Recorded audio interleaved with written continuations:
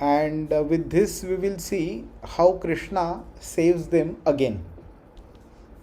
Okay, तो आज काफ़ी कम लोग आ गए, तो maybe we will try and do a few verses only today, and maybe next week if they join we can do more versus.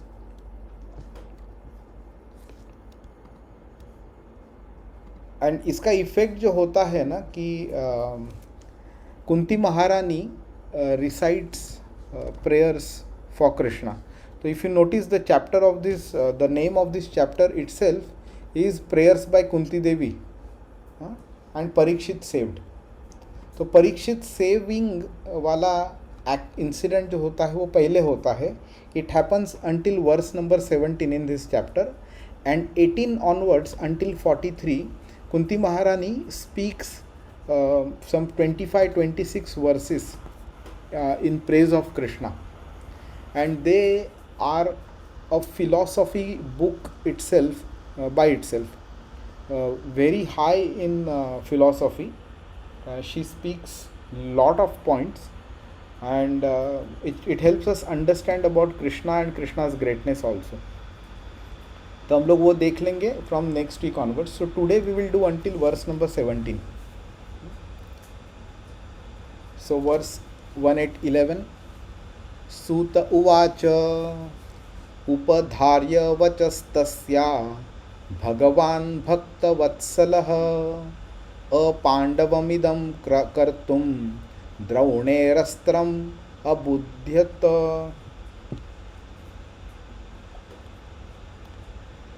Translation and purport by Srila Prabhupada. Jai Srila Prabhupada. Suta Goswami said, having patiently heard her words, Lord Krishna, who is always very affectionate to his devotees, could at once understand that Ashwathama, the son of Dronacharya, had thrown the Brahmastra to finish the last life in the Pandav family. Okay, purport. The Lord is impartial in every respect, but still he is inclined towards his devotees, because there is a great necessity of this for everyone's well-being. The Pandav family was a family of devotees, and therefore the Lord wanted them to rule the world. That was the reason he vanquished the rule of the company of Duryodhan and established the rule of Maharaj Yudhishthir. Therefore, he also wanted to protect Maharaj Parikshit, who was lying in embryo. He did not like the idea that the world should be without the Pandavas, the ideal family of devotees.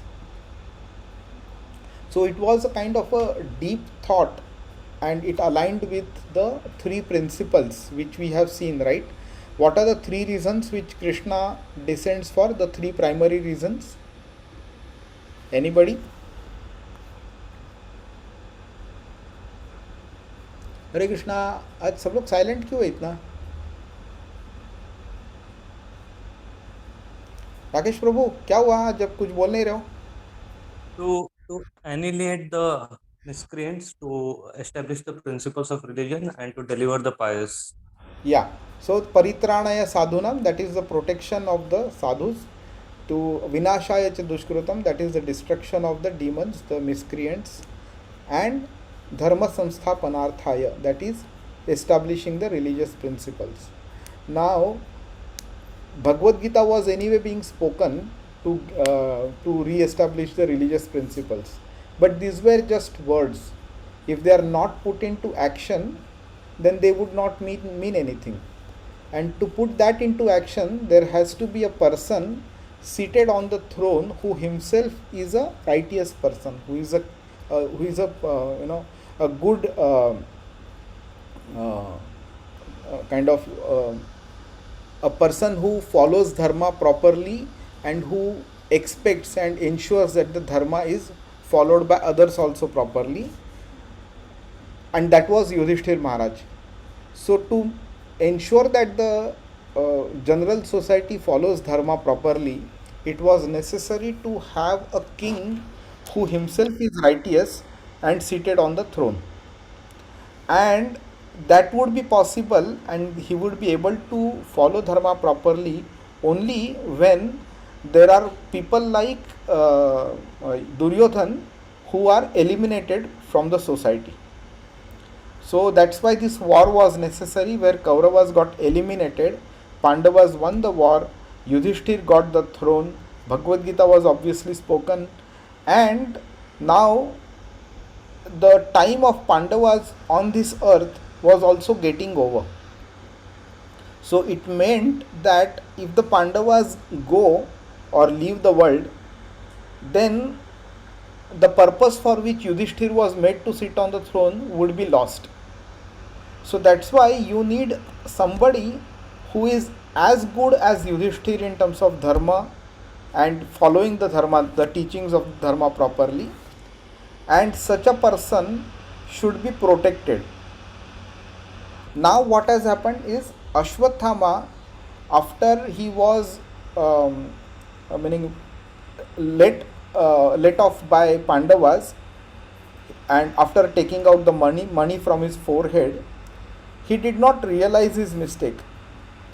He continued that thought process, and because of that he threw another Brahmastra with the aim of with the Brahmastra aiming on the embryo of Uttara, in which Parikshit Maharaj was there. Now Parikshit Maharaj, his protection was necessary for minimum two reasons.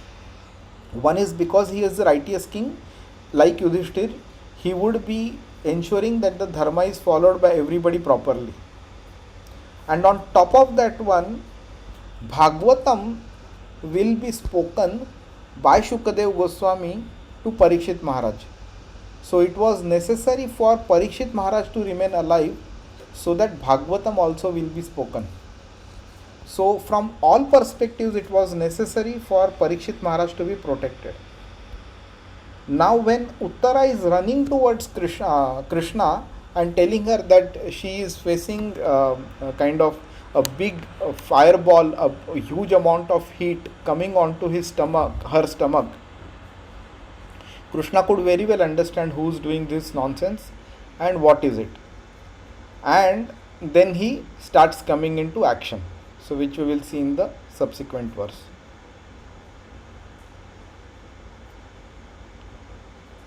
तर्ह्येवाथ मुनि श्रेष्ठ पांडवाः पंच सायकान् आत्मनो अभिमुखान् दीप्तान्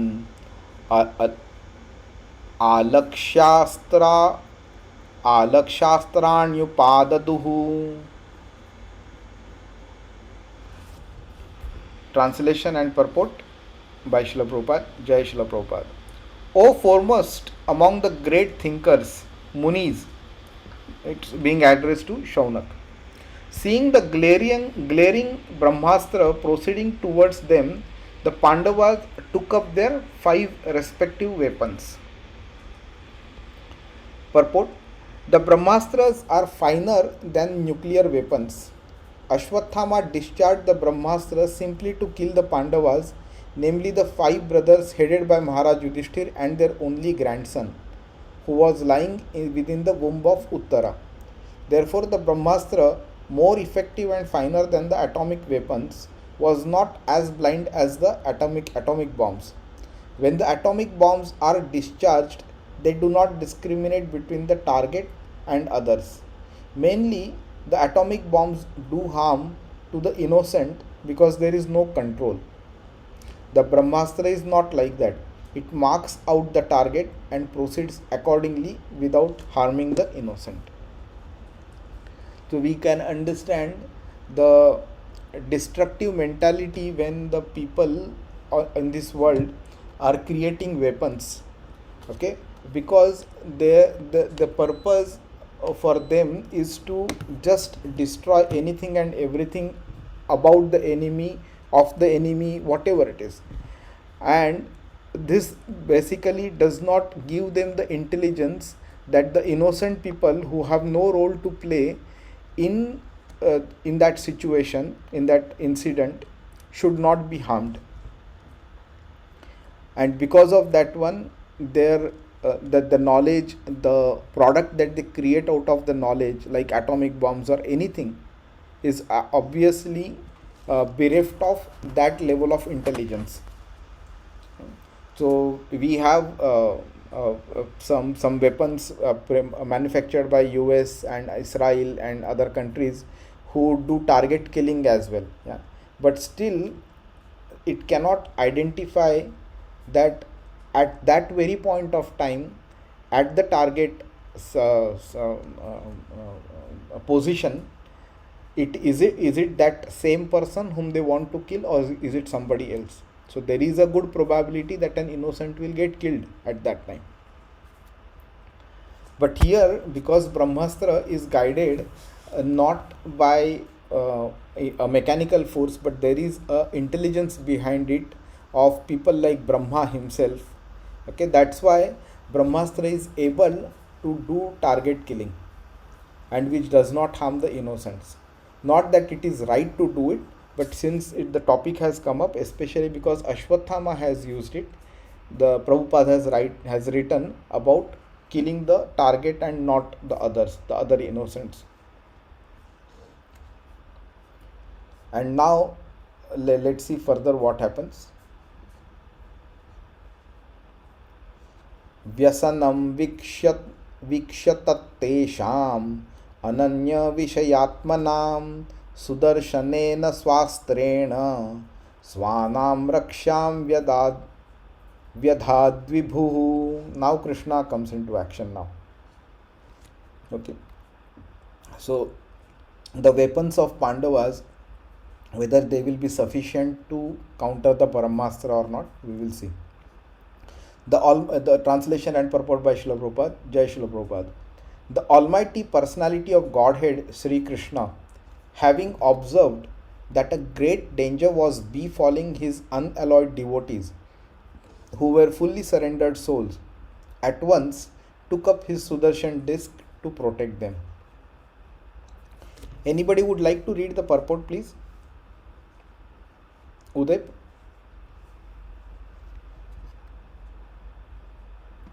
Uday, you are there? Hey, my voice is not very good. Yeah, I have COVID. Oh, okay. Oh, you have COVID, huh? Oh, sorry to hear that. Rakesh Prabhu, would you like to read? तो मेरे को visible नहीं होता है mobile पे. अच्छा, okay, fine. So the Brahmastra, the supreme weapon released by Ashwathama, was something similar to the nuclear weapon, but with more radiation and heat. The Brahmastra is the product of a more subtle science, being the product of a finer sound, a mantra recorded in the Vedas. Another advantage of this weapon is that it is not blind like the nuclear weapon, because it can be directed only to the target and nothing else. Ashwathama released the weapon just to finish all the male members of Pandu's family. Therefore, in one sense, it was more dangerous than the atomic bombs, because it could penetrate even the most protected place and would never miss the target. Knowing all this, Lord Shri Krishna at once took his personal weapon. Yeah, the word used here is swastrena. Swastrena meaning swa plus astrena. Okay, swa meaning self, astrena is the weapon.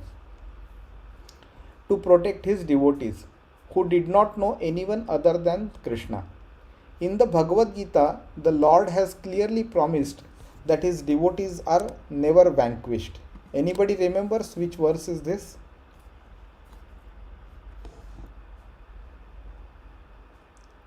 Anybody?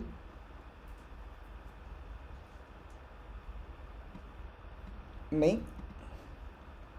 So it is the 9th chapter, I think 33 verse, I think. No?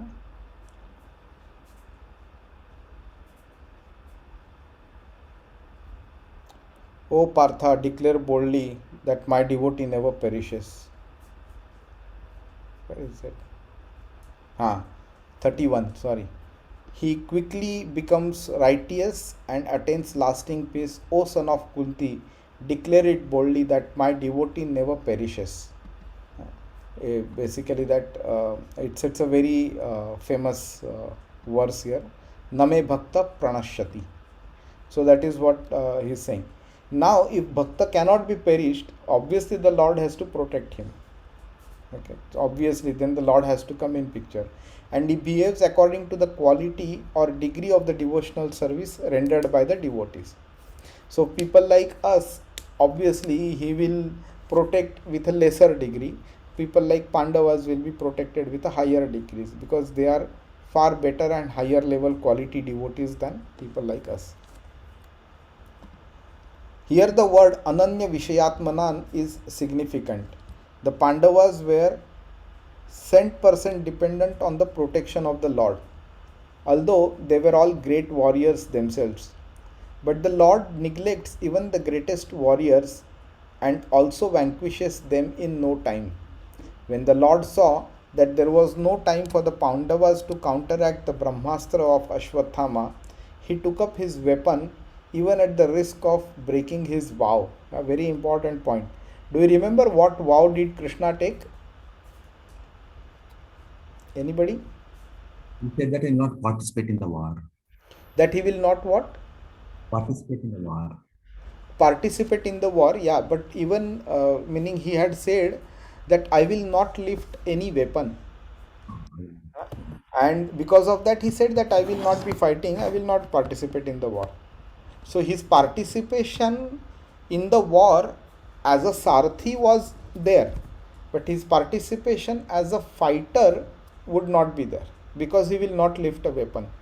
But he broke his promise, or he did not break his promise? What did he do? Did he break? He broke, Only once he will say against Bhishma. Correct. He will not use but he that was word. stopped by Arjun that time. Yeah. So but although chariot wheel of a chariot is not a weapon, but he still picked it up with the intention of rushing towards and killing Bhishma.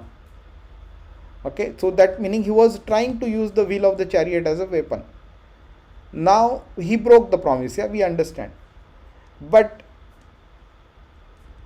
the point is, again he has picked up the weapon. Meaning again he is breaking the promise. And why he does that? Only because he wants to protect the devotees.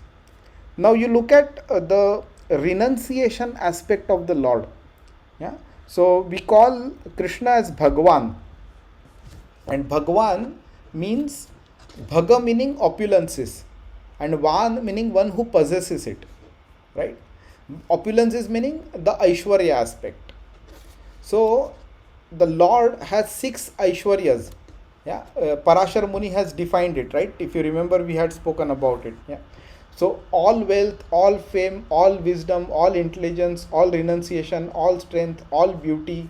These are the 6 types of possessions he has. One of them is renunciation. So even when he takes a promise, he is not attached to that promise. If the need is there, if the purpose is important, he does not mind breaking his own promise, which he is now doing for the second time. So to ensure that the devotees are protected, Krishna does not mind being called as a one who breaks his promise. I don't care what people call me. It doesn't matter to me. What matters to me is my devotees are protected. Yeah. So do you remember that story of Ranchod? How did Krishna get this name Ranchod Das? Ranchod, not Das, sorry, Ranchod. Anybody remembers? Anybody knows this story? No, yeah. No? So this will come in the 10th canto of Srimad Bhagavatam. So there was this demon named as Kala Yavan. Okay. So I'll not go into too much of a background because it relates with Jarasandha and the war with Jarasandha and all that. But finally Kalyavan enters into the picture, and Kalyavan was given the task of killing Krishna. So Kala Yavan, the name itself suggests that the even Kal, time, also cannot kill that person. That is the meaning of Kala Yavan. But just because time cannot kill doesn't mean Vishnu or Krishna cannot kill him. So when this guy Kala Yavan came in search of Krishna, okay, somebody told him that he is the one who wears a yellow dhoti and has a peacock feather in his head. You will be able to find such a person easily. He came in search of Krishna and he could see Krishna.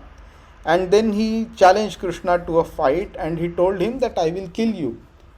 So Krishna said, okay, you can kill me only if you can catch me. Otherwise you will not be able to kill me. So then Krishna started running and Kalyavan started running after him. And what Krishna purposely did, see the running, let's say if people like you and me are running to catch a car which is being driven at 120 kilometers per hour speed, what will happen? You will run 10, 20, 30 steps and then the car would have actually gone away from your vision also. In such a case, you will give up the chase, knowing very well that you cannot catch that car. But what Krishna did, he purposely ran at such a speed that every moment Kalyavan could feel कि one more step, one more jump and I will be able to catch Krishna, catch hold of him. So Krishna used to increase the speed for a moment and then again decrease the speed for a moment. So again Kalyavan used to feel कि यार आ गया पकड़ में मेरी, आ गया पकड़ में, and again he used to increase the speed. So ऐसा करते करते Krishna brought him to a particular cave, and in that cave this king Muchukunda was sleeping. So now Muchukunda was a king who had fought for the demigods, assisted the demigods in lot of fights, and he was fighting for a very very long time and he was very tired. And when the fighting was over, the demigods were very pleased with him. So they asked him a boon, they told him to ask for a boon. So Muchukunda said, I am very tired, I want to sleep for a lot of time. You give me a boon that nobody will disturb me, and if at all somebody disturbs me, and the first person on whom my eyes will fall, okay, he will burn down to death. So the demigods give him such a boon. So what Krishna does, after he enters that cave where Muchukunda is sleeping, he purposely puts his Angavastra. Angavastra is something which you wear on the shoulders. So Angavastra on his face, and he and he hides behind a particular stone or in some place in the cave. So when Kalayavan enters that cave, he sees the Angavastra he sees Muchukunda sleeping and the Angavastra on his head. So he kicks his bed with a great force and shouts at him, and he pulls out the Angavastra over from his head and telling, shouting as ranchod, you ran away from me, okay, in fear of me, and you are now sleeping here, get up and fight with me. And when he picks up that cloth, the Angavastra on his face, and after kicking that bed, Muchukunda wakes up, and then he becomes very angry and he looks at Kalayavan, and Kalayavan is burnt to death. Okay.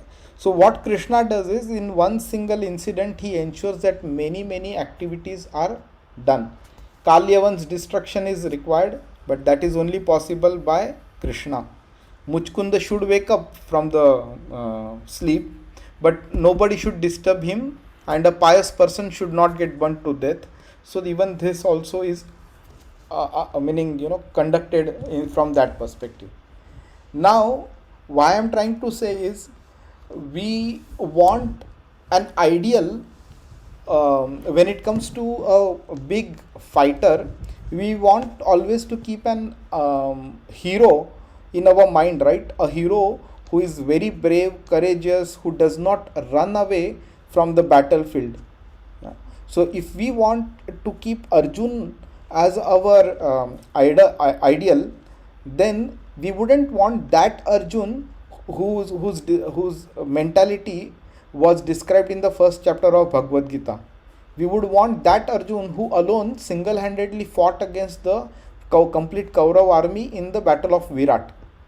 Yeah, so we never want to keep an ideal who somebody runs away from the battlefield.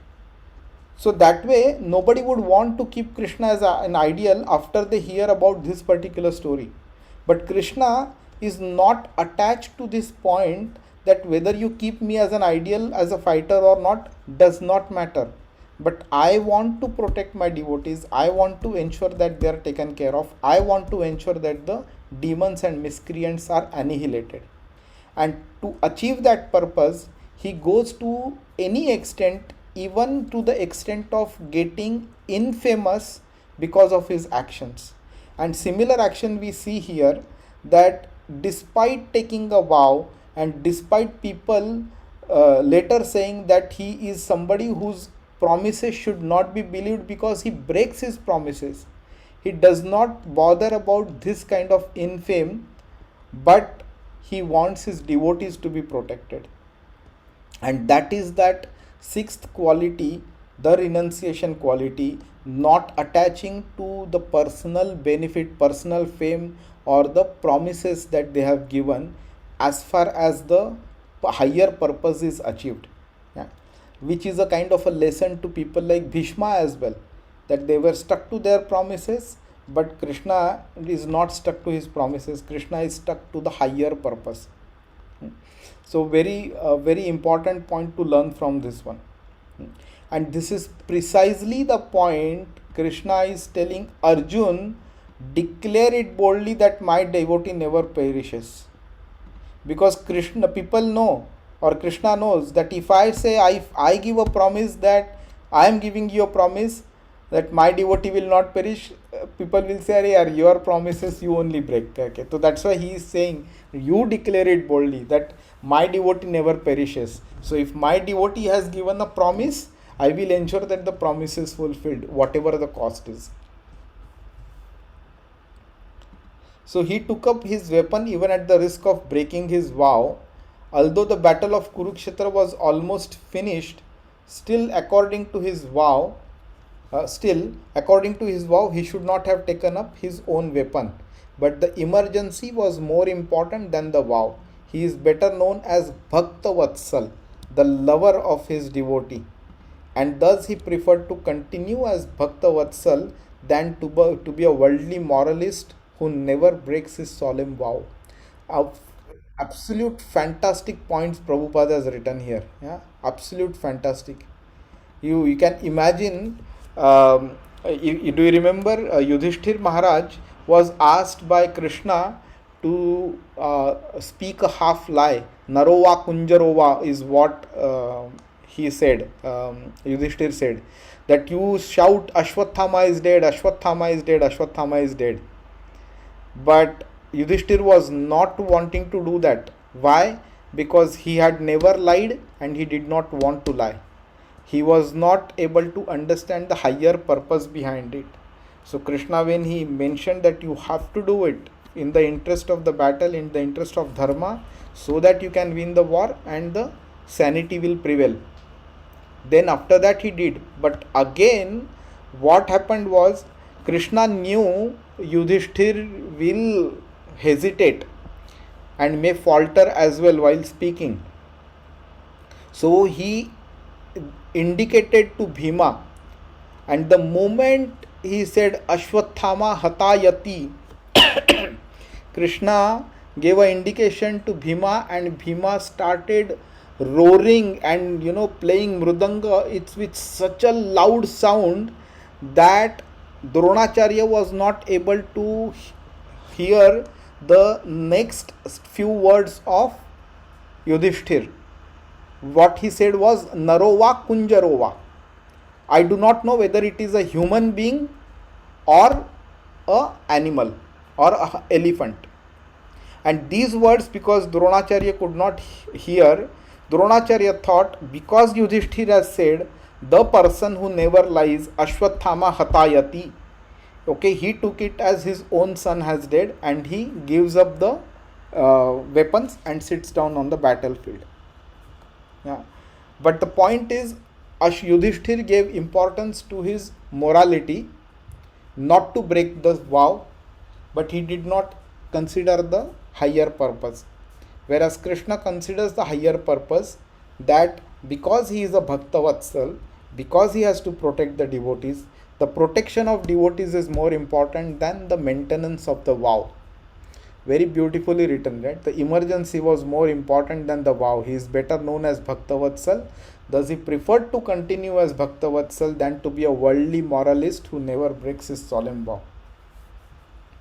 So very important to understand the higher purpose behind our actions and how this higher purpose helps us achieve spiritual progress, and then based on this we will be able to take better decisions. Yeah. So when somebody tells us you should not lie, yeah, that is correct, that is on a general term. But when you see somebody disturbing kind of a weaker person, then in the interest of the protection of the weaker person, if you have to lie, it is still for a better purpose, it's for a higher purpose. So this is one beauty of our Vedic Dharma, that it teaches us principles. It teaches us how to take decisions based on the principles, and in what context can the principles be adjusted. Yeah, it does not teach you 1 plus 1 is equal to 2, so that mechanically you can go and perform action always 1 plus 1 is equal to 2. It tells you arithmetic. That arithmetic you apply based on the sensibility and the situation. Antastha sarvabhutanam atma yogeshwaro harihi स्वमायया वृणोद्गर्भं वैराट्याः कुरुतन्तवे.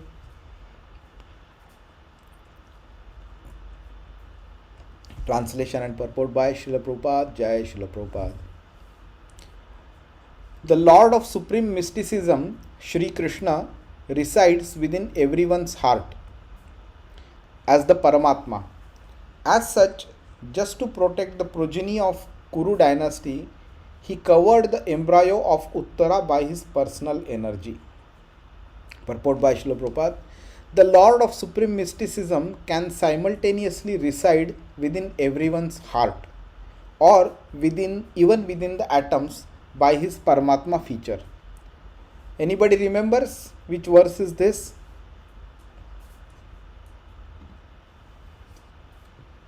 Aj Rao, Uday and Rakesh Prabhu, you are all very silent. See, chapter 9, no? नहीं, chapter 10 में है. Chapter 10 is Vibhuti Yoga, right? Yeah. So Vibhuti Yoga में एकांशेन स्थितो जगत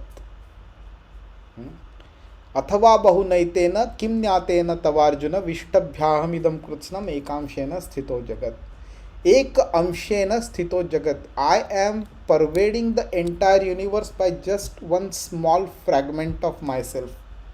And what is that fragment? With a single fragment of myself, I pervade and support this entire universe. What is that fragment? Any idea?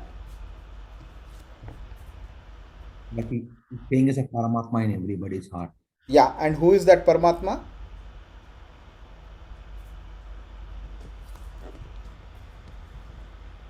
Kshirodaksha Vishnu, right? Staying in our heart. Yes, exactly. So Kshirodakshai Vishnu, who is residing in our heart as a Paramatma, is what he is being referred to now. So even within the atoms, by his Paramatma feature, his plenary portion. Therefore, from within the body of Uttara, he covered the embryo to save Maharaj Parikshit and protect the progeny of Maharaj Kuru, of whom King Pandu was also a descendant.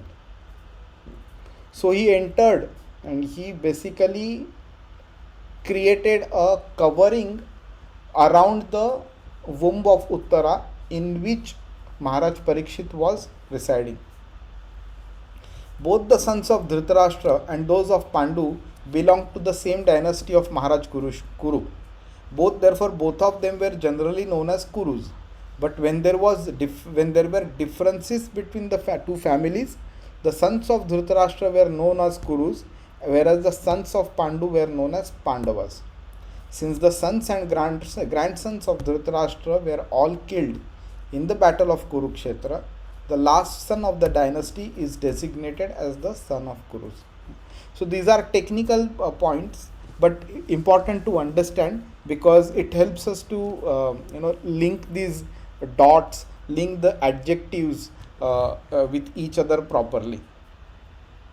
So now all the Kauravas were dead. Pandavas were alive, but they had reached a grandfather level stage. Okay, so the probability that they would marry would be less. Now Abhimanyu was the only son. The 5 other sons of Pandavas were also dead. Abhimanyu was the only son who was also dead. But prior to that, Uttara was carrying his son in her womb, which was the last in the dynasty, and which deserved protection not just because he was the last son of the dynasty, but he was known, it was known that he would be one of the greatest devotees of Lord Krishna, and even a bigger purpose was to ensure that Srimad Bhagavatam would be spoken to him. So that's why it was necessary to protect. And how did he protect? That he, from the Paramatma feature, and he entered into the body and he protected Uttara by his personal energy. I can see some new devotee has joined. Shekhar Prabhu, thank you for joining. Welcome. Can you introduce yourself if you don't mind?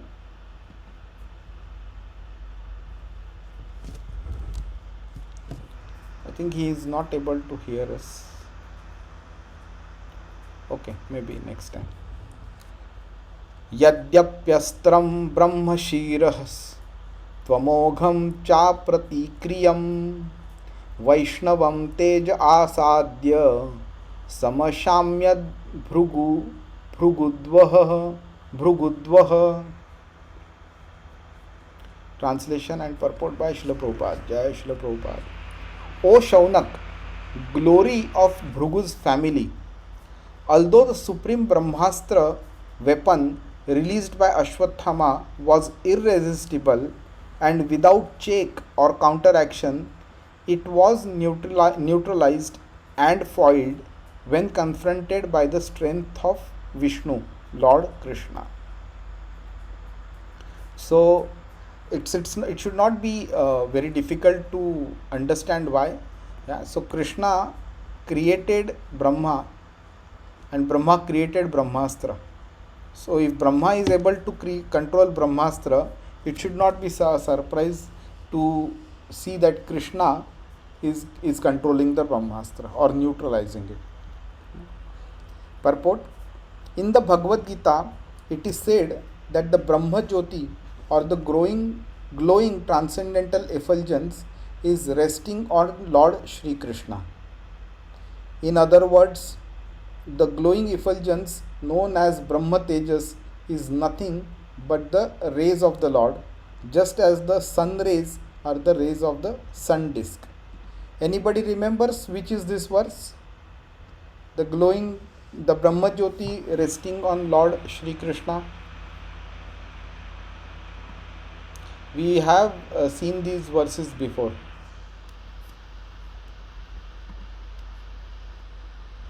These are some very important verses of Bhagavad Gita. These have to be known very well. Anybody? Rao Prabhu, Uday Prabhu, Rakesh Prabhu, कहाँ पे है? मैंने आपको hint तो दे दिया है, chapter 14 में दिख रहा है ये भगवद गीता में.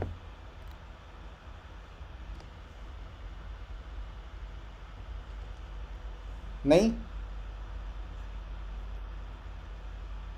Okay. We'll have to go through it, yeah. Okay, fine. So these are the two verses, verse number 3 and verse number 27. Yeah. The total material substance called as Brahman is the source of birth, and it is that Brahman that I impregnate, making possible the births of all living beings. Yeah. So look at the status of Lord Shri Krishna, that this Brahman, the complete material nature, complete stuff, if you package it completely and give a name to it, the name is Brahman, is the source of birth, and that birth is made possible because Krishna impregnates the Brahman. That impregnation is not the way we would conceive of as a normal impregnation, but the living entities which are held within the body of Mahavishnu at the time of dissolution until the creation.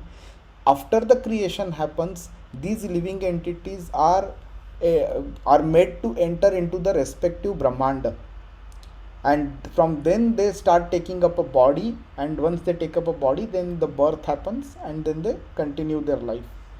This whole process is made possible by Krishna or Vishnu or Mahavishnu, whichever way we look at it.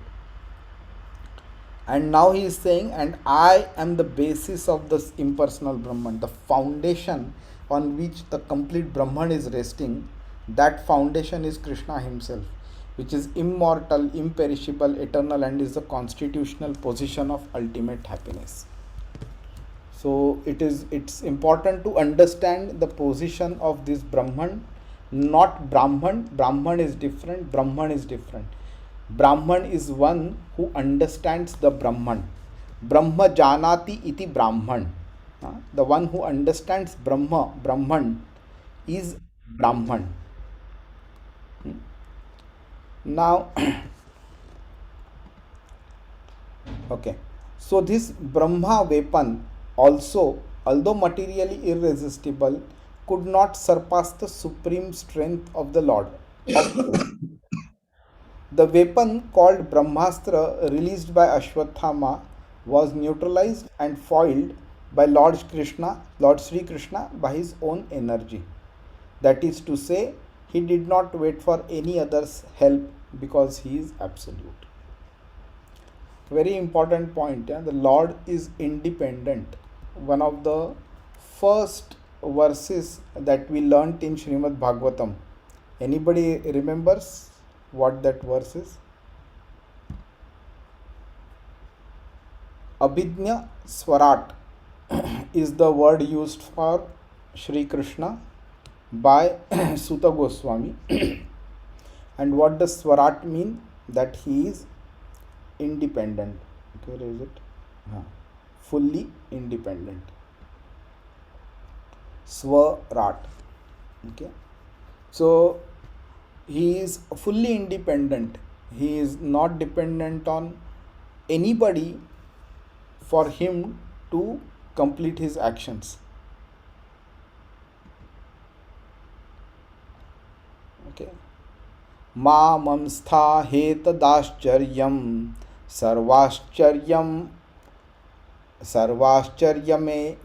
chute ya idam mayaya devya srujatya vyatihantyajah. Translation and purport by Srila Prabhupada. Jai Srila Prabhupada. O Brahmanas, do not think this to be especially wonderful in the activities of the mysterious and infallible personality of Godhead.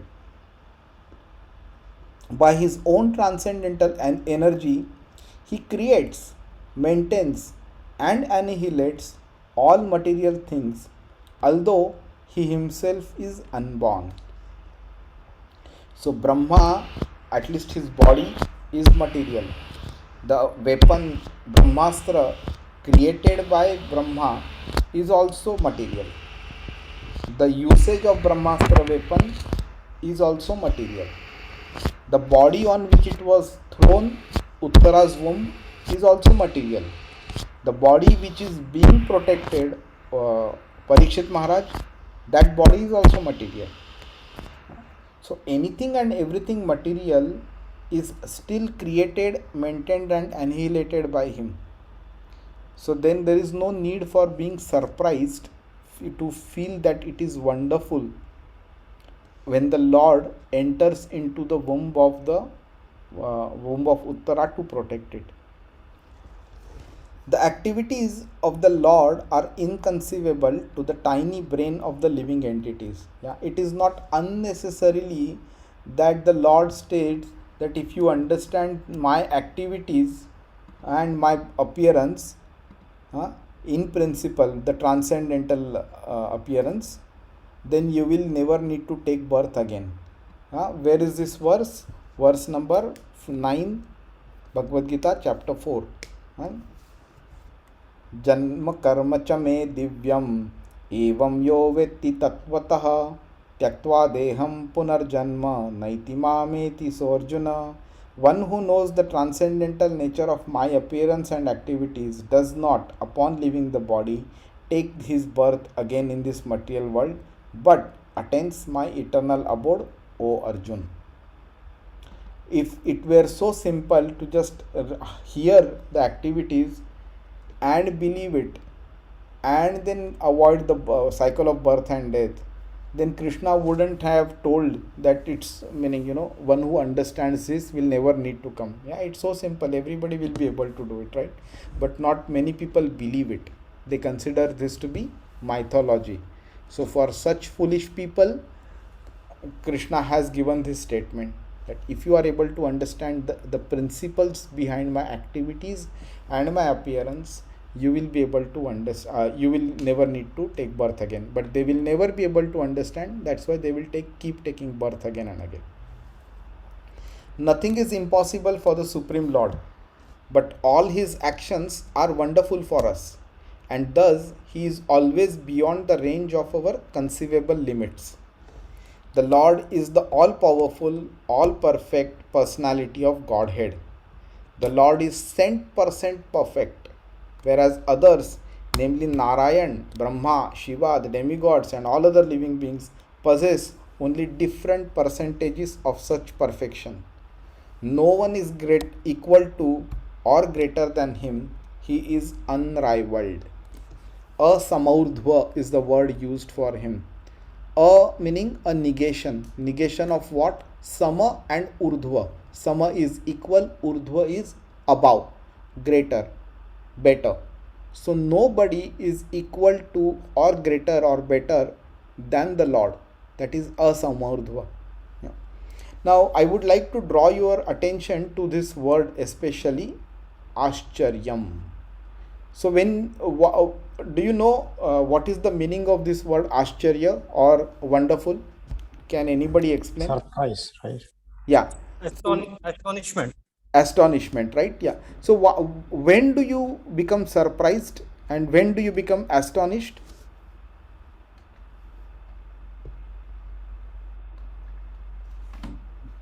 If you see something that you can't believe or you never saw, so Yeah. So like for example, if I tell you Sachin Tendulkar hit a century in 100 balls in a one day international, will that surprise you? no. Will it surprise you? Yes or no? No. No. That is why, because he has done this many times before and he can do it. If I tell you that I played a one day international for India and I scored a century in 100 balls, will that surprise you? Obviously yes, because you never expected this of me.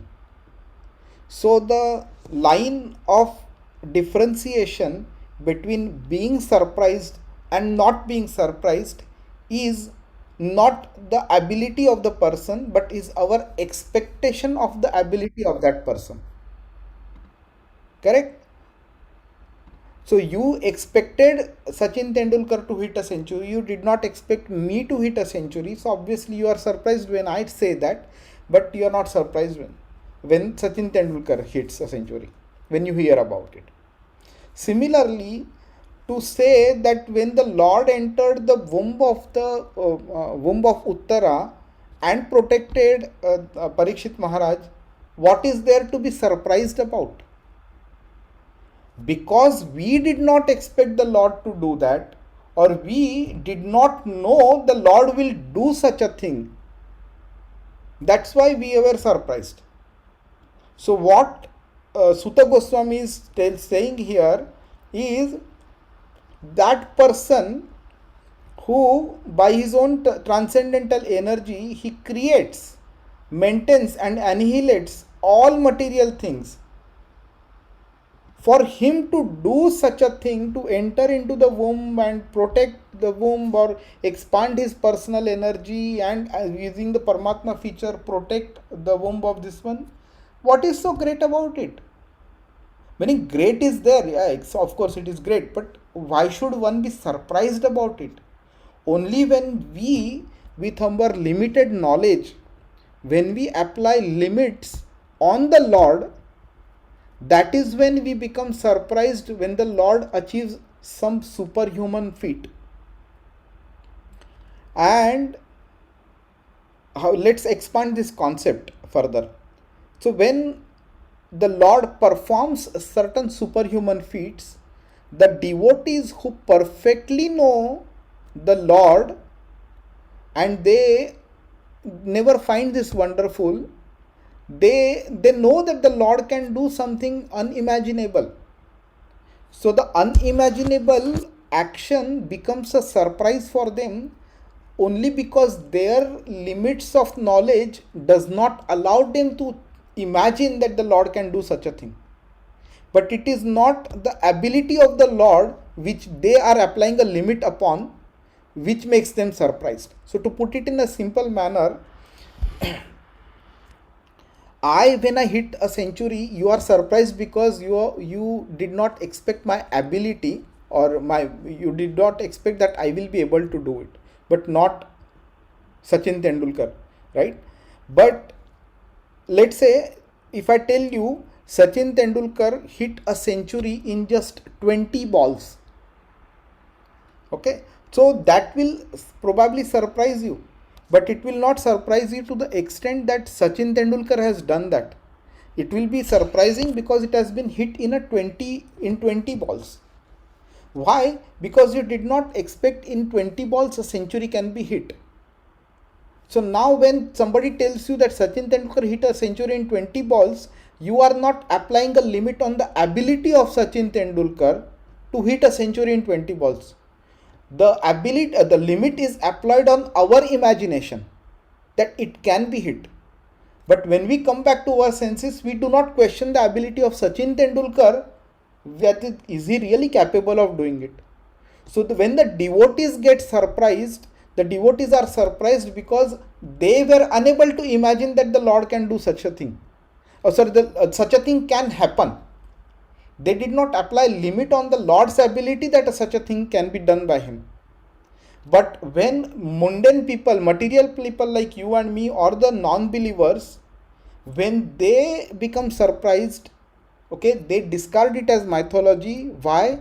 Because of two things. Firstly, whether it can happen or not is different, but because they think that the Lord is just a normal human being and he cannot do such a thing like this one. So to be surprised about something being done by the Lord is okay, but not on the basis of on applying limits on his ability, but on the basis of something which I could not imagine, which has happened, which is fine. So what Suta Goswami is telling is, for a person who is creating and maintaining and annihilating the whole of material universes and the complete material nature, which includes the material universes also, for such a person, this is hardly anything. It is less than even a cakewalk. So that's why it becomes very important for us to understand who the Lord is, what is he, what is his level, what is his ability, what is his position. And when we understand that, then he killing Kamsa or he pushing his hand in the mouth of the horse demon named as Keshi and killing him is not, it's not a surprise. When he picks up Dhenukasur with his rear legs and swirls him around, गोल गोल उसको जब घुमाता है और फेंक देता है वहाँ और वो धेनुकासुर मर जाता है, and this is only when he is 7-8 years old, this should not surprise us, because our surprise, if it is a factor of his ability, then it should not surprise us. If it is a factor of our imagination and we become surprised, it is fine. So Narad Muni was also surprised. Yeah, this comes in the 10th canto and Srimad Bhagavatam. So after Krishna married the 16,100 princes who were captured by the demon Narkasur.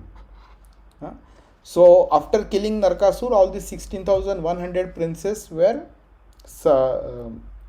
released, and Krishna married all of them. And for every of the princes, Krishna constructed one palace, and he was staying with all of them at the same time in their individual palaces. So every princess, every queen thought that Krishna is exclusively staying with her and not with others, and that made them even more happy. When Narad Muni heard about this one, Narad Muni said, okay, let me go and visit Krishna and let me see how he is able to interact with all the 16,000 princes at the very same time.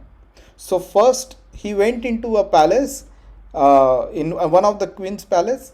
Krishna warmly greeted him, welcomed him, he made to sit, उनके चरण धोए उसने, उनको खाना दिया, करते करते. And Narad Muni was so surprised by Krishna's behavior कि वो नारद मुनि उनके भक्त है कृष्णा के, बट कृष्णा को when he saw Krishna washing his feet and giving him a towel and wiping it with the towel, giving him food to eat and speaking nice words and all that, Narad मुनि was surprised. अरे मैं तो एक simple ordinary आदमी हूँ, Krishna is the greatest and he is behaving with me like this. Narad Muni was surprised, and Narad Muni left from that palace, went into another palace. Again in another palace, Krishna was sitting there. Again he welcomed him and spoke nice words and बाकी सब उसके साथ अलग व्यवहार किया. Again he was surprised. Again he went to a third palace, then fourth palace, fifth palace, and in every different palace Krishna behaved differently with him. That is when he realized, Narad Muni realized, that it was Krishna who was present in every palace at the very same time. Now obviously this will surprise us, because we do not expect a person to expand at the same time 16,000 times and be present with different people at the same time. But Krishna can do it. So we are surprised because we could not imagine Krishna doing it, but we are not surprised that Krishna will be able to do it. He is the greatest of all. अगर वो expand करता है तो कोई बड़ी बात नहीं है. So this concept of being surprised needs to be understood very clearly, that somebody who is aham sarvasya prabhavo mattas sarvam pravartate iti matva bhajante mam buddha bhava samanvitaha. He is the creator of all the spiritual and material worlds.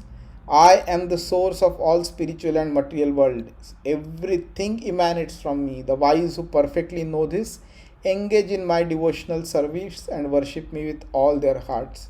So when we understand the position of Krishna and his ability, we need not become surprised, but instead we should engage in bhakti towards him. Now the last verse of the day, because from next one's verse onwards, Suta Goswami starts speaking again.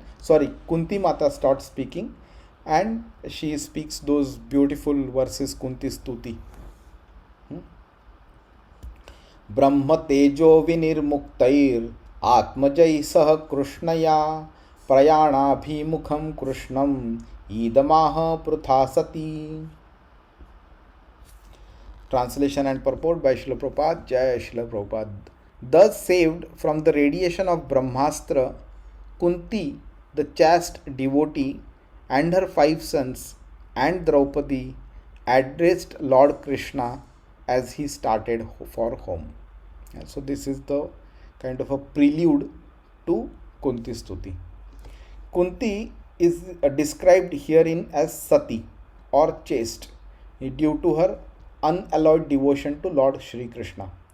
Her mind will now be expressed in the following prayers for Lord Krishna. A chaste devotee of the Lord does not look to others, namely any other living being or demigod, even for deliverance from danger. Very important point, yeah, we'll come to it. That was all along the characteristic of the whole family of the Pandavas. They knew nothing except Krishna, and therefore the Lord was always ready to help them in all respects and in all circumstances. That is the transcendental nature of the Lord. He reciprocates the dependence of the devotee. One should not therefore look for help from imperfect living beings or demigods, but one should look for all help from Lord Krishna, who is competent to save his devotees.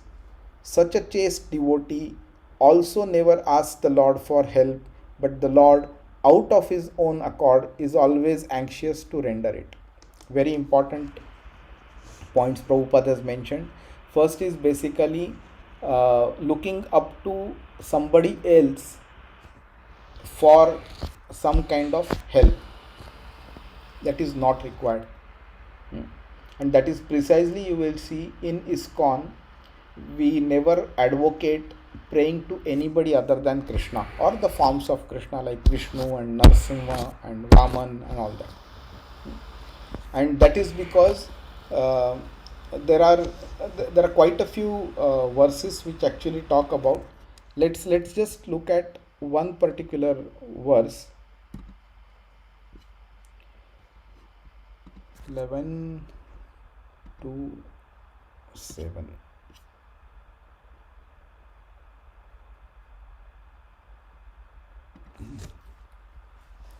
So this is a conversation between Maharaj Nimi and Navayogendra. Okay, so let's read from the purport what has been written. Yeah, a little long one, but a very, very, very important point to understand out of it. Yeah. So I would request all to focus here. Bhayam or fear is caused by something seeing other than Krishna. Dvitiya bhiniveshatah, that is the word used here. Sorry, it is used in 11 to 37, okay, which is a similar verse spoken a little later in the same chapter. Everything is actually an emanation from the Supreme Personality of Godhead, as stated in Vedanta Sutra, Janmadiyasya yataha, and which we saw Aham Sarvasya Prabhava was also mentioned. And as confirmed in Bhagavad Gita, okay, the same verse, Aham Sarvasya Prabhavo and Vasudeva Sarvamiti. Vasudeva Sarvamiti is chapter 7, verse number 19. Krishna is the well-wishing friend of every living entity. Now, just look at this. This one talks about from an ability perspective. Yeah, if he is the creator of everything, then it talks about the ability. It confirms that there is nothing that he is incapable of. Now, if the capability is not under question, then let's question the intention. Okay, so now the attitude, the intention is being questioned. Krishna is the well-wishing friend of every living entity. Surdam sarva bhutanam nyatva mam shantim ricchati. If a living being, now this talks about his intention. If I have a good intention for your well-being, and I am even capable of ensuring well-being of yours, then there is nothing that stops for me for ensuring that it is put into practice, it is implemented. then what can stop that from being implemented? That is the acceptance of the other person. Do you want me to help you? I can help you, I have good intentions, but if you don't want my help, if you don't accept my help, then I will not be able to help you, I can't help you. So now that is the point that is coming to. If a living being gives up his misguided attempt to defy the Supreme Personality of Godhead and surrenders to the Lord, certainly he becomes confident in his eternal relationship with Krishna. So that factor which stops us from surrendering to Krishna is only this particular factor, that we want our incorrectly understood, misguided attempt to defy the personality of Godhead, Krishna. That's why we don't surrender. Okay. What happens when a soul surrenders? A surrendered soul can actually experience that Krishna is his well-wishing friend. So this is a experience one starts getting after you start surrendering. So before you surrender, if you ask this experience, Krishna will not give you, because first you have to surrender. First Arjun surrendered and then Krishna spoke Bhagavad Gita. Krishna did not prove himself first by speaking Bhagavad Gita, and then Arjun believed him and then he surrendered. No. First the condition is you have to surrender, and then I will come towards you. Ye yathamam prapadyante tams tathaiva bhajamham. First you put your foot forward towards me, then I will take 100 steps towards you. And since that friend is not just a well-wishing friend, since that friend is the supreme absolute control of all existence, there is certainly no cause of fear. So now you can see the link between this fear and this fear here. So when you see something which is not, when you imagine something not in under the control of Krishna, then you can be fearful. Then you would be fearful.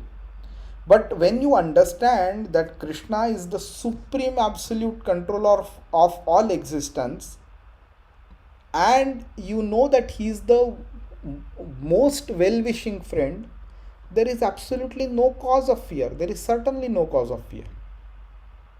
Okay. Now this is the theory explained. Now he gives one or two examples here. Okay. Of a son of a rich man and a servant of the government. Okay, so let's look at that. The son of a rich man certainly feels confident while touring the estate of his father. Similarly, an empowered representative of the government feels confident in the discharge of his duty. So when a government servant goes to a particular village to perform some duty, he is confident that if there is any issue here and there, the government will protect him.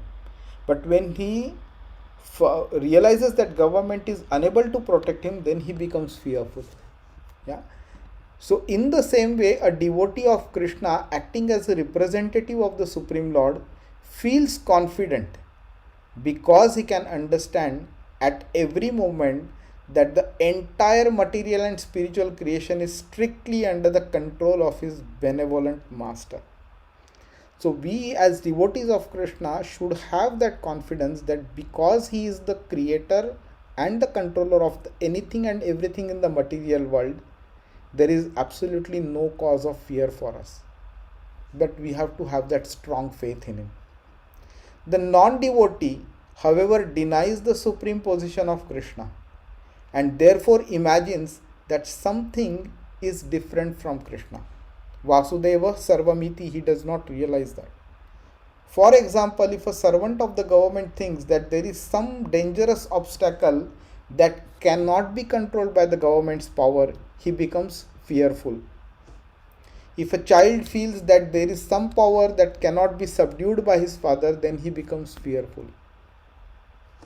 So this is the practical explanation. Now comes to the implementation of it. Similarly, because we artificially think that there is something within existence that is not under the strict control of the benevolent Lord, we become fearful. Such a concept of a second thing, something other than Krishna, is called Dvitiya Bhinivesha. सी एक one single word explain करने के लिए कितना बड़ा purport लिखा है and कितना detail में, so precisely written, and it immediately creates a foreign atmosphere of भयम. फॉरेन बोला है उसको, एटमॉस्फियर को. It is not natural, it is something artificial. It doesn't relate with us, but still because we are not confident about the Lord, we relate ourselves to that foreign atmosphere, and that is why Krishna is called Abhayankar. That means which means that he destroys all fear in the heart of his devotee. Very important with this purport, at least this paragraph is my personal favorite. Every time there is any material situation which I become fearful about, by Krishna's mercy, whenever I remember, I try to read that purport, and actually it gives me confidence that not to worry, Krishna will take care of it. So somebody who understands the past, present and future of all living entities, somebody who is the person who created Shastra and Samhitas and the law of karma, the rules and codes of conduct for everybody, and somebody who is the most well-wisher for us, can never go wrong. So everything is under his control. Whatever is happening in our life, good, bad, ugly, is also because of his wish. Whatever will happen is because of his wish. So the only thing that is expected from us is surrender to him.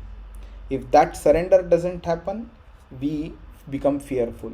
If we surrender, like the Pandavas and Kunti Mata did, and Uttara also did, they fearless. So this is that perspective from a danger perspective, and this that was all along the characteristic of the family of Pandavas. So one, we should also, if I don't remember, did I speak that expecting to cross the material ocean with the help of demigods, इसके बारे में मैंने बात किया था. If you did I speak? I don't remember. Yeah, might have missed. Dog, tail, material, ocean, demigod. One cannot. हाँ, इसमें I just try to show that verse. किधर गया है? 10:14:58 है, but there is one specifically verse.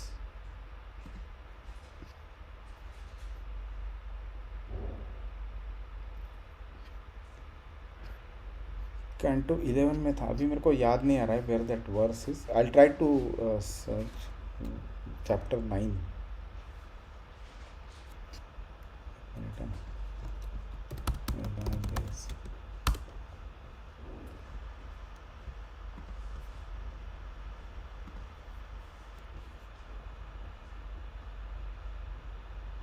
Yeah, correct. So this is the verse. So Canto 6, chapter 9, verse number 22. So I'm not reading the complete stuff, but okay, let's read. This verse is beautiful. So, free from all material conceptions of existence and never wonderstruck by anything, the Lord is always jubilant and fully satisfied by his own spiritual perfection. He has no material designations, and therefore he is steady and unattached. Now these are the qualities of the Lord being spoken. Okay. Now what we need to do, that Supreme Personality of God is the shelter of everything. Now for such a Supreme Personality of Godhead, if we ignore him and go towards something else, so let's see what he is saying. Anyone desiring to be protected by others, is certainly a great fool who desires to cross the sea by holding the tail of a dog. And the point Prabhupada writes is, a dog can swim in the water, but if a dog dives in the ocean and someone wants to cross the ocean by holding the dog's tail, he is certainly a fool, number one. The dog cannot cross the ocean, nor can a person cross the ocean by catching a dog's tail. Similarly, one who desires to cross the ocean of nations should not seek the shelter of any demigod or anyone else but the fearless shelter of the Supreme Personality of Godhead. And how it happens, this is absolute fantastic verse of Bhagavatam. And see the poetic aspect also within the verse. Samashrita ye pada pallava plavam mahat padam punya yasho murare bhavam budhirvatsa padam param padam yad vipadam natesham. So beautiful to hear it also, no? The Lord's lotus feet are an indestructible boat, and if one takes the shelter of that boat, he can easily cross the ocean of nations.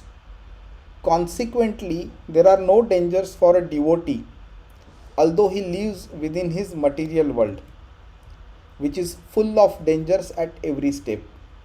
One should seek the shelter of the all-powerful instead of trying to be protected by one's own concocted ideas. Okay, so what the point Prabhupada is highlighting here is that for those who have accepted the boat of the lotus feet of the Lord, who is the shelter of the cosmic manifestation, yeah, so the whole material world, spiritual world also is under the shelter of the Lord Krishna.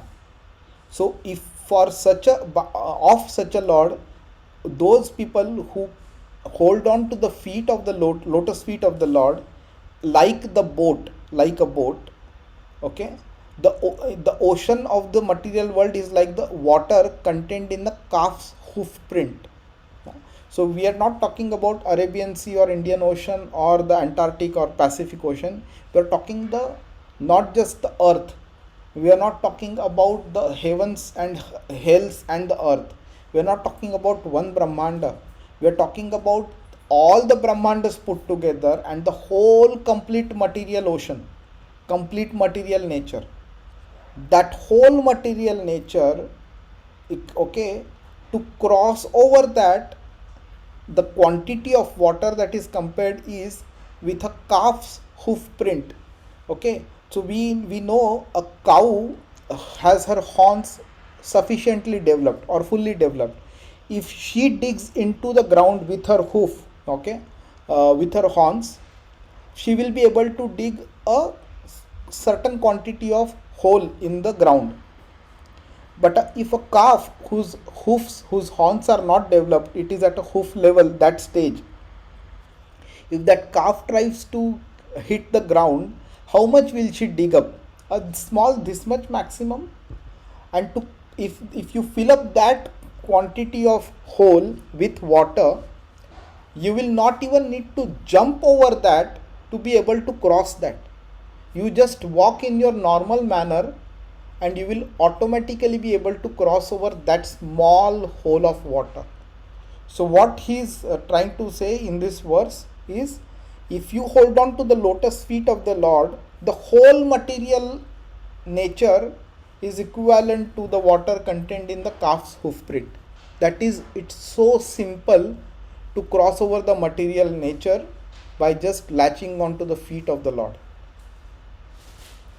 So that's the beauty of the particular verse. So that's all. So such a chaste devotee also never asks the Lord for any help, but the Lord out of his own accord is always anxious to render it. The devotee does not ask his own material miseries to be eliminated by the Lord just because he is capable. The devotee lets the Lord play as if the way he wants it, and that complete opportunity is used by the devotee to serve the Lord. Does not expect the Lord to become his order supplier or order taker, that, oh Lord, I have this difficulty, please come, help me, and then go back. No.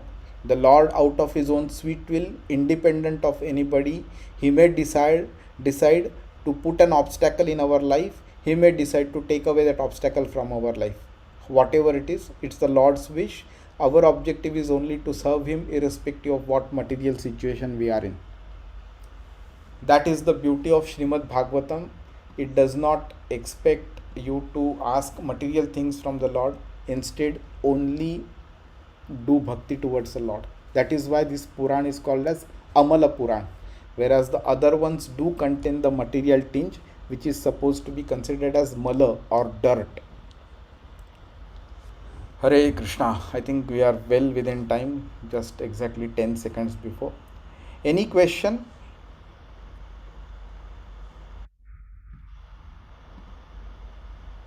Any question? Anybody? This last topic which you talked about, I think, was too exhaustive. Yeah, I yeah. think we need it. It is. No, actually, what happens is, when my Guru Maharaj, he says one very important thing with respect to understanding difficult philosophy is when a person has a lot of stomach ache and when he goes to a doctor, the doctor or he gives a medicine. Yeah, the medicine doesn't cure the disease immediately. So one example he gave was a person had a stomach ache. He went to a doctor and doctor told him, "Okay, you should drink one teaspoon or 1 tablespoon of ghee uh, every day." Okay, the person says, "My doctor, I am having so much stomach ache. Nothing is remaining in my stomach. Everything is getting excreted. Okay, how can this spoon of ghee remain in my stomach and cure me?" So doctor says, "Just have faith in me and you will be fine, and just do as I am saying." So he takes the ghee. First day everything comes out, second day again everything comes out, third day, the fourth day, and he keeps taking. Over a period of 2 weeks he realizes that his stomach ache is cured. Then he goes and asks the doctor what happened. The doctor tells him that every time you took the ghee, a minor quantity of that ghee remained in your stomach, which acted as a medicine and that helped cure your disease. So, the more the ghee remained, the more the curing was faster, and then more and more ghee started remaining in your stomach, and the more and more the disease got cured. And at a certain time, complete ghee remained, complete disease was cured. So similarly, when difficult philosophies are talked about, we may not understand anything and everything on day one, but as we constantly hear, as we pray to the Lord, we do our chanting, these small things, this philosophy remains in small quantity in our mind, in our brain, and helps us become pure as well, and we are able to understand this philosophy better. So it is fine if the few things have not been understood. We will be repeating this quite frequently. So the aspect about fear, the aspect about the Lord and our desires and how He protects us, this will be talked about quite a few times later. So the one of the main thing which I could grasp is when we say fear. Fear is because we think there is something else apart from the Lord, right? Something else which is outside the control of the Lord. Control. If that is the thought process which gives rise to our fear. Yes, if we think that there is something, yes. Yeah, and that's a very important point. It takes some time for us to practically implement it. It takes some time because suddenly, after trying to become a controller of the situation for so long, for so many years, suddenly it will not be so simple for us to give the control completely to Krishna. We will still try to do something by ourselves. Gradually, we will be able to realize, okay, the Lord is the controller of the whole situation. Let him play whatever he wants. I will just be a kind of a puppet in his hands. As he wants to play with me, let him play with me.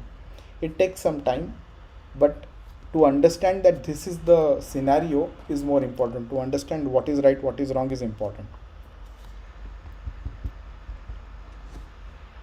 Okay, any other question or shall we wrap up?